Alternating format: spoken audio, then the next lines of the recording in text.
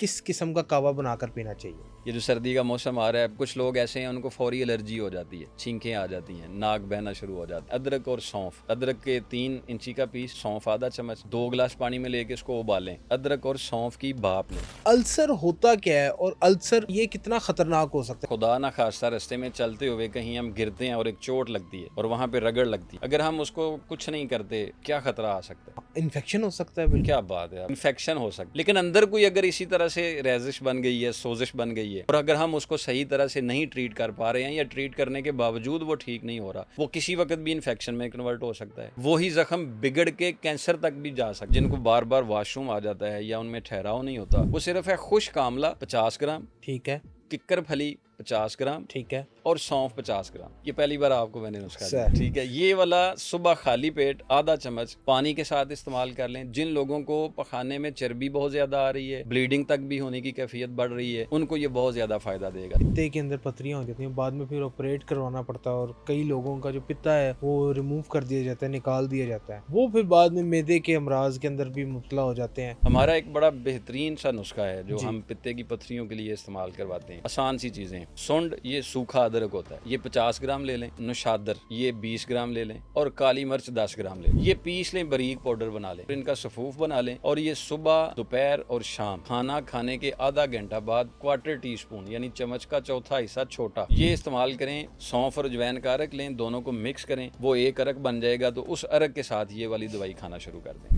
मीठे का बहुत ज्यादा इस्तेमाल, वो जो मिठाइयाँ, बेकरी आइटम का बहुत ज्यादा इस्तेमाल, ये पित्ते की पथरियों का सबब बनता है। पहले ये मैदे की खराबी का सबब बनते हैं। मैदे की खराबी से जो एसिड्स बनते हैं वही फिर जिगर में, पित्ते में। यहाँ पे मैं आपको रोक के एक सवाल करना चाहूंगा। आपने अल्सर का जिक्र किया, अल्सर होता क्या है और अल्सर तशखीस ये कितना खतरनाक हो सकता है, कितना डेंजरस हो सकता है अगर किसी बंदे को मैदे में अल्सर हो गया?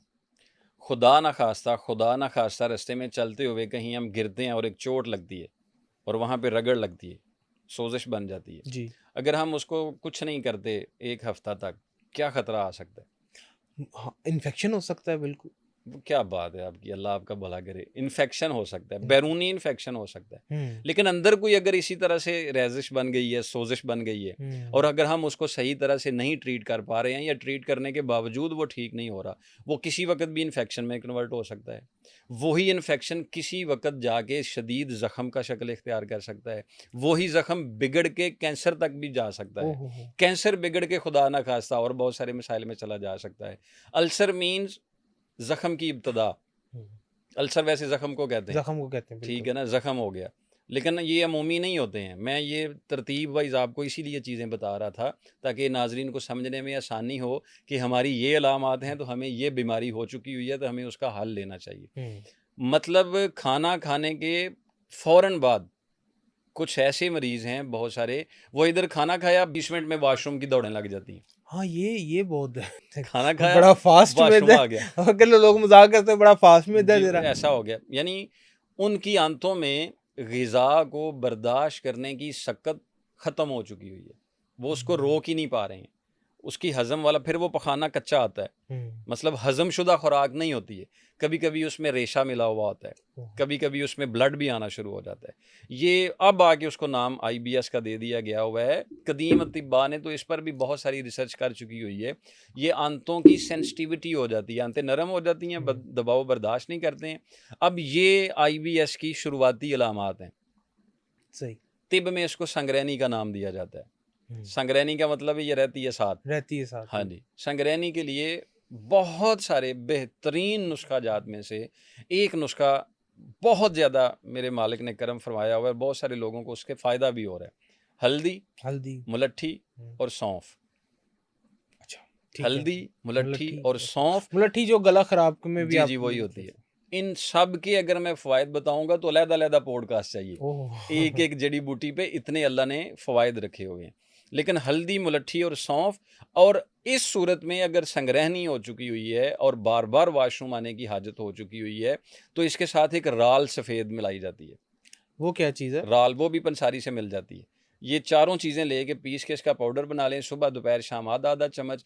और साथ एक नुस्खा, ये मैं पहली बार आपके प्लेटफार्म पे दे रहा हूँ। ये सारे नुस्खे मैंने पहले दिए हुए हैं, लेकिन ये वाला नुस्खा जो है वो मैंने पहले नहीं दिया है। ठीक है। वो नुस्खा मैं आपकी तवज्जो से दे देता हूँ, क्योंकि बहुत सारे लोग ऐसे हैं कि वो फिर मुरक्कबात की शक्ल में चलते हैं। मतलब ऐसा नहीं है कि एक ही नुस्खा 65 बीमारियों का इलाज। ऐसा नहीं हो। ये मैं बार-बार कह रहा हूँ। हुँ। ये लिखने में तो हो सकता बड़ी है, अहम बात है ये। लेकिन हकीकत में इससे ये भी ठीक, ये भी ठीक, ये भी ठीक, और एक बीमारी का एक ही नुस्खा नहीं है हिकमत में, ठीक है।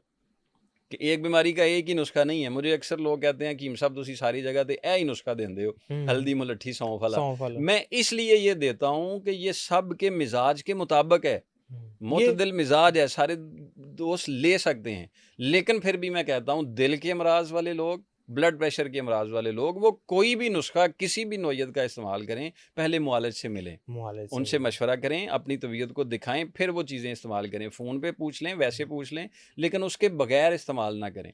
एक नुस्खा जो IBS वालों के लिए, और जिनको बार बार वाशरूम आ जाता है या उनमें ठहराव नहीं होता, वो सिर्फ है खुश्क आंवला।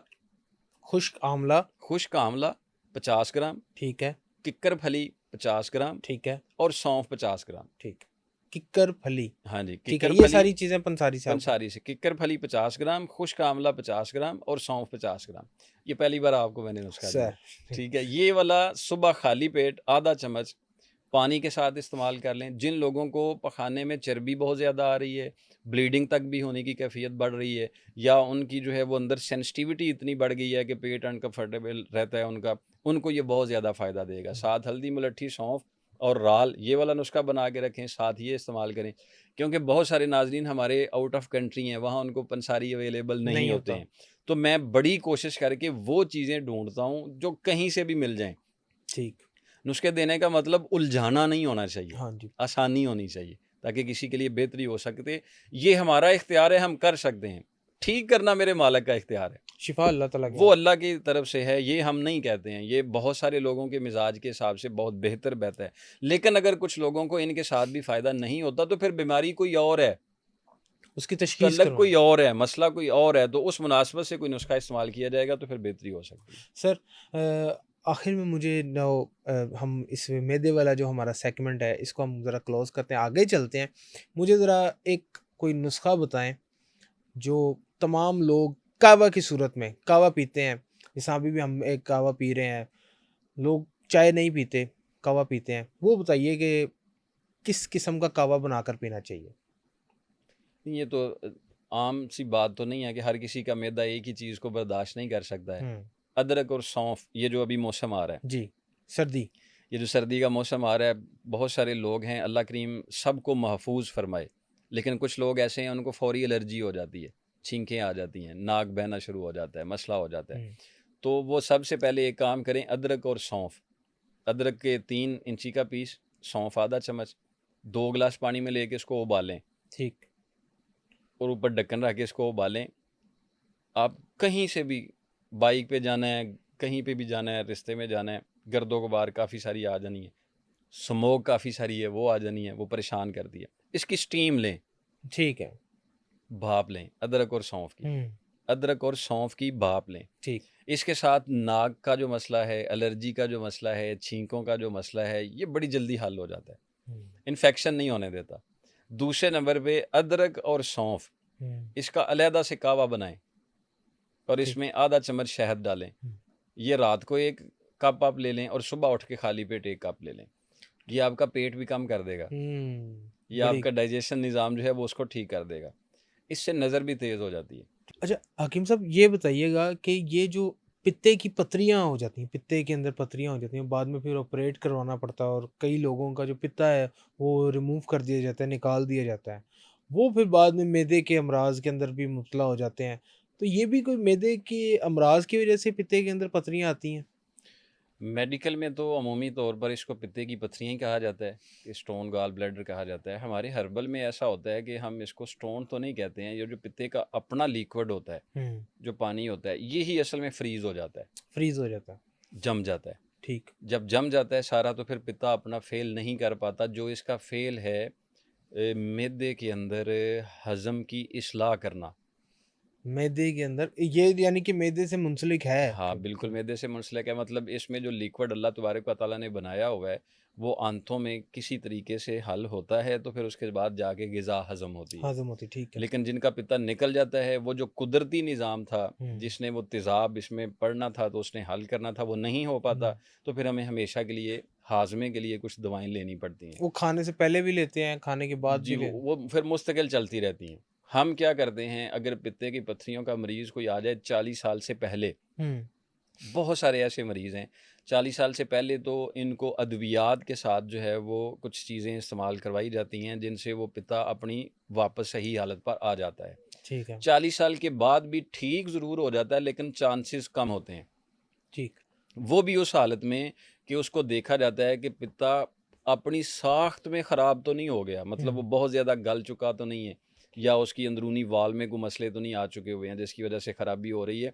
फिर उस मुनासबत से कुछ गाइड दी जाती है। कोई एक वक़्त आता है कि जब वो मुकम्मल ही ख़त्म हो चुका होता है, तो फिर उसको रिमूव करवाना पड़ता है। लेकिन हत्तल वुसा मैंने ने तो आज तक कोशिश की है बचाने की, कि हम्म इससे बचा ही जाए, हम्म। क्योंकि पिता निकल जाने के बाद भी तो दवाइयाँ ही खानी है। अमराज बढ़ जाते हैं, वो दवाइयाँ ही खानी मुश्किलें हैं, मरीज तो की बढ़ आप ज़रा जाती हैं। उनसे पहले ही ऐसी दवाइयाँ ले लें ताकि उनकी दर्द से बचा जा सके, तकलीफ़ से बचा जा सके। हमारा एक बड़ा बेहतरीन सा नुस्ख़ा है जो जी। हम पित्ते की पत्थरियों के लिए इस्तेमाल करवाते हैं। आसान सी चीज़ें हैं। सुंड ये सूखा अदरक होता है, ठीक है। ये 50 ग्राम ले लें, और नौशादर ये 20 ग्राम ले लें, और काली मिर्च 10 ग्राम ले लें। ठीक है। सुंड 50 ग्राम, नौशादर 20 निशादर ग्राम 20 और ग्राम। काली मिर्च 10 ग्राम। ये पीस लें, बारीक पाउडर बना लें, और हम्म। इनका सफ़ूफ बना लें, और ये सुबह, दोपहर और शाम ठीक है। खाना खाने के आधा घंटा बाद क्वार्टर टी स्पून यानी चम्मच का चौथा हिस्सा छोटा, ये इस्तेमाल करें अरग सौंफ और अरग अजवैन के दोनों के कम्बिनेशन के साथ। ठीक। सौंफ और अजवाइन का अरक लें, दोनों को मिक्स करें, वो एक अरक बन जाएगा, तो उस अरक के साथ ये वाली दवाई खाना शुरू कर दें। ठीक। इंशाअल्लाह बफ़ज़्ल ही ताला कुछ वक़्त के बाद पित्ता अपनी सही हालत में भी आ जाएगा। अगर वो चीज़ जम चुकी हुई है, तो वो भी उसमें बेहतरी आ जाएगी, और जो इसकी वजह से बदहज़मी सी रहती है, वो भी इसके साथ ठीक हो जाएगी अब इंशाअल्लाह। मुझे ये भी जानना है आपसे कि ये पतरी जो है ये होती क्यों है? क्या खुराक ऐसी खाई जाती है, खाना ऐसे खाया जाता है, फिर बाद में पतरी की सूरत आपने एक बता तो दिया कि जो आपके हवाले से जो बात है कि पित्ते के अंदर का जो पानी होता है वही स्टोन बन हाँ जाता है, जी, वो बनता क्यों है? क्योंकि वो जो अंदरूनी ज़हर में जो चीज़ें जिन्होंने लिक्विड रखना होता है, मतलब हमारी ग़िज़ाओं में कुछ ऐसी चीज़ें जिन्होंने तहरीक देनी होती है, हम उनकी बजाय वो चीज़ें इस्तेमाल कर रहे होते हैं जो खुश्क और ठंडी होती हैं। हुँ, बहुत ज़्यादा गोश्त का कसरत इस्तेमाल, ठीक, बहुत ज़्यादा कोल्ड ड्रिंक का कसरत इस्तेमाल, इस्तेमाल, और चाय का कसरत इस्तेमाल, ये भी पित्ते की पत्थरियों का सबब बनता है। ठीक, और पानी कम पीना, ठीक है, पानी का इस्तेमाल सही ना रखना, ना रखना। ज़्यादा काम करना, पसीने की शक्ल 8-10 में लीटर पानी, पानी पीना चाहिए, नहीं 4 लीटर पानी दिन में ज़्यादा से ज़्यादा, और 3 लीटर कम से कम, कम से कम। इतना पीना चाहिए। इसका ज़रूरत होती है, लेकिन ये मशक्क़त के ऊपर है ना, कुछ लोग बहुत ज़्यादा मशक्क़त करते हैं, पसीना बहुत ज़्यादा निकलता है, वो जितनी मिकदार है उस हिसाब से उनको लें। मीठे का बहुत ज़्यादा इस्तेमाल, हुँ, वो जो मिठाइयाँ बाज़ारी तौर पर मिठाइयाँ हैं, जी, बेकरी आइटम का बहुत ज़्यादा इस्तेमाल, ये पित्ते की पत्थरियों का सबब बनता है। लेकिन पहले ये मैदे की ख़राबी का सबब बनते हैं। मैदे की ख़राबी से जो एसिड्स बनते हैं, वही फिर जिगर में, पित्ते में, क्योंकि जिगर और पित्ता हमसाए हैं, साथ-साथ रहते हैं, रात साथ इनका एक साथ बिल्कुल। ही मामला है। तो उसकी ख़राबी के साथ ये भी ख़राबी फिर शुरू हो जाती है। कभी-कभी इसके साथ फ़ैट की तरफ चला जाता है जिगर, कभी पित्ते की पत्थरियों में आ जाता है। अगर यही ख़राबियाँ नीचे की तरफ मूव होती हैं, तो आप ये भी हैरान हो जाएँगे कि मैदे की ख़राबी से भी गुर्दे में पत्थरियाँ बन जाती हैं।